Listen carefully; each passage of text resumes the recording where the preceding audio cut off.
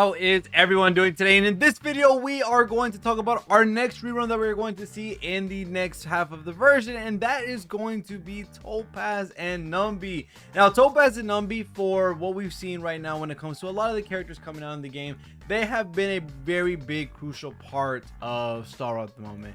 When she first released, didn't have as much support, didn't have as much importance in the game at the moment. She was kind of a nice option to pick up if you were interested in follow-ups, until characters like Dr. REHOO came out, until characters like who else am I thinking of? It's just every single type of follow-up character was able to use Topaz and Numby just because of what she's able to do. And for the most part, she's been getting a lot of different buffs ever since her release that have made her one of the strongest characters for sure. And with her being able to rerun right now, there are a couple of things we need to look at when it comes to her as a character, and if you should pull her, when it comes to her Lycone, when it comes to her eidolons, because there's a lot of really good stuff when it comes to talking about Topaz and Numby that make them as strong as they are today. So before we get into all that, make sure you like, comment, sub, all that different type of stuff, and let me know what you are most excited for when it comes to all the reruns we have right now, when it comes to Link Shot coming up, when it comes to Topaz and Numby coming up, or even Rappa and all those reruns that we're probably going to see. But going on to Topaz and Numby, we all should know by now what her main mechanics are,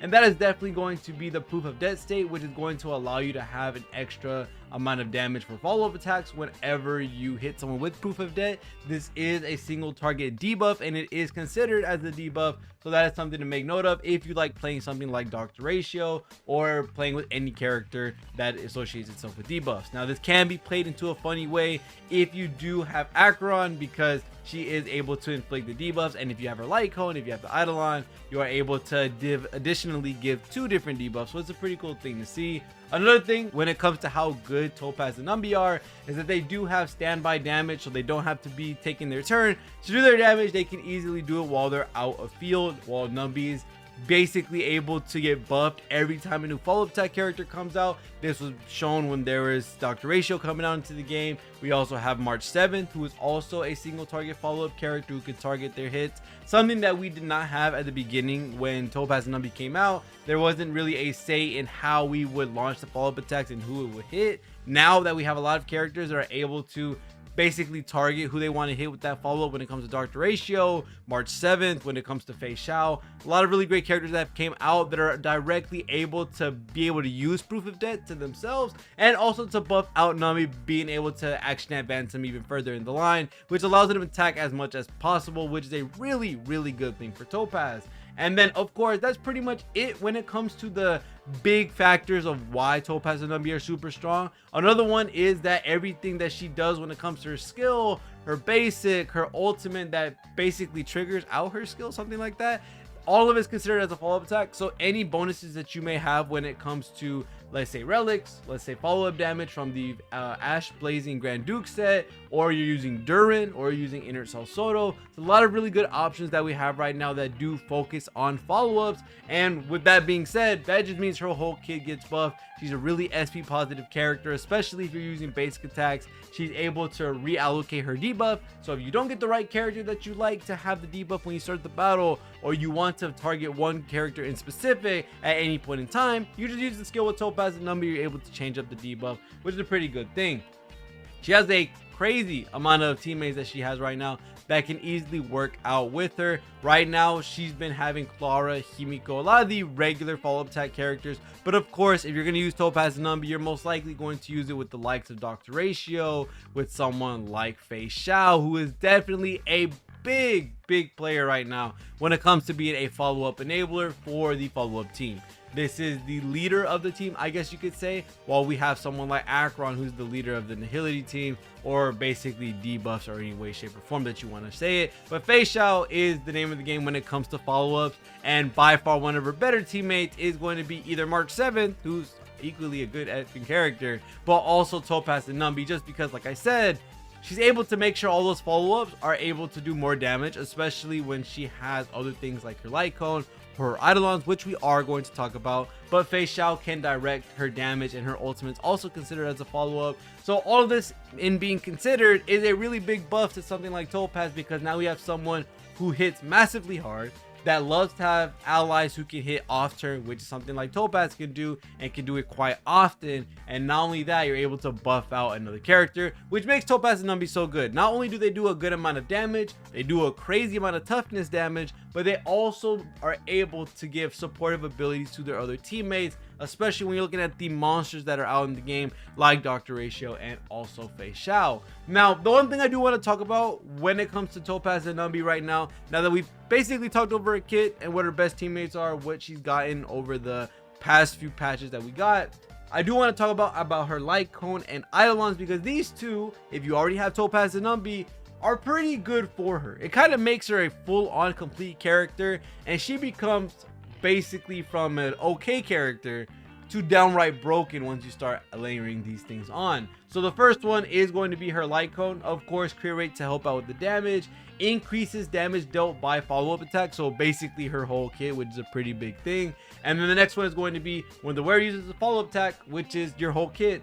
Inflict the tame state, which can stack up to 2 times, and when allies hit enemies targets under the tame state, they get a stack of crit damage, which is 12%, and if you go up 2, that means that hit is going to have 24% extra crit damage on it, which is pretty big. Not only is this light cone able to help out not only Topaz and Numby with the crit rate, follow-up damage, but also with the crit damage buff that you can basically benefit for yourself. You're also helping out anybody else on the team. So let's say Fei Xiao does damage and she's doing whatever she has to do, she's getting an extra 24% once those 2 tame stacks are on the enemy, which is a pretty big deal. That's a significant damage boost that you're going to be adding on to every single one of those hits that your allies are doing for on the team with Topaz and Numby. And not only that, the eidolon that is coming up as well, which is going to be Futures Market, which is another debuff. If you are playing with Dr. Ratio and you really like Dr. Ratio, having the light cone, having the Topaz and Numby on base, and also having the eidolon,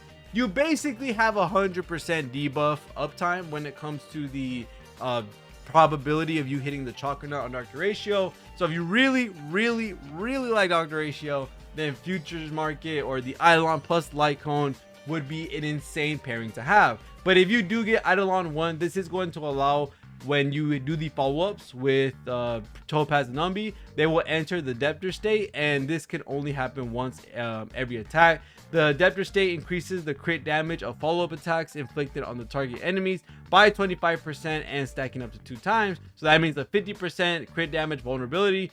Absolutely insanity, but this does only affect follow-up, so you have to remember that this only helps out other follow-up units. So as the light cone is a general buff for everybody in the game, if you are able to inflict tame, this one's going to give you a nice crit damage buff for follow-up attacks only. So you do want to, for the most part, always have her with follow-up attack characters, because she gets stronger as you have more. You have Aventurine on the team, if you have someone like Robin, who's able to help out with other follow-up attacks, and then you have someone like Fei Xiao, you have someone like Dr. Ratio, you have someone like March 7.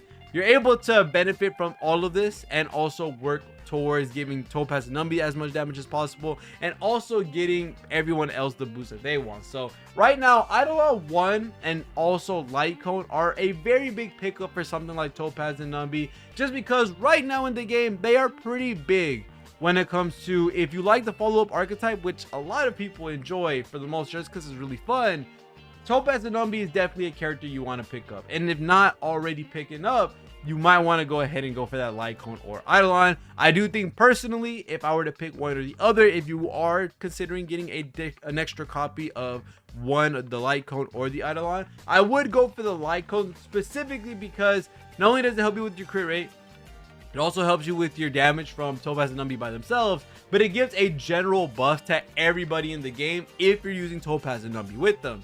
While the Eidolon, although really nice as well, this only provides the crit damage buff to those that can do follow-ups. Like I said, you do want to rock Topaz with follow-up characters, but why limit yourself to just that when you can potentially be able to buff out anybody else? Because I have no idea what's going to be on your account, but for the most part, I do think the Light Cone's a pretty big pickup for Topaz regardless. So if you have Topaz and Numby, you don't have a signature, you don't have the Eidolon, go ahead and pick up the signature. Pretty big deal in my opinion. Makes her a full and complete character with the additional buffs that she gives on top of all the other buffs that something like Robin and Aventurine provide, which is going to make follow-up attacks hit absolutely hard. So right now, that's pretty much what I think about Topaz and Numby. I do think they're a really great characters, especially if you are interested in characters like Fei Xiao, Dr. Ratio, all these really good follow-up characters that we've been seeing for these past few patches with the so many different buffs that we've been getting with Fei Xiao, with Robin, especially Robin. Holy crap. There's just so much happening, and this is going to happen even more so in the future. Topaz and Numby are a pick that we're going to see just get more and more and more value as time goes by, because she's not a character that you can easily replace.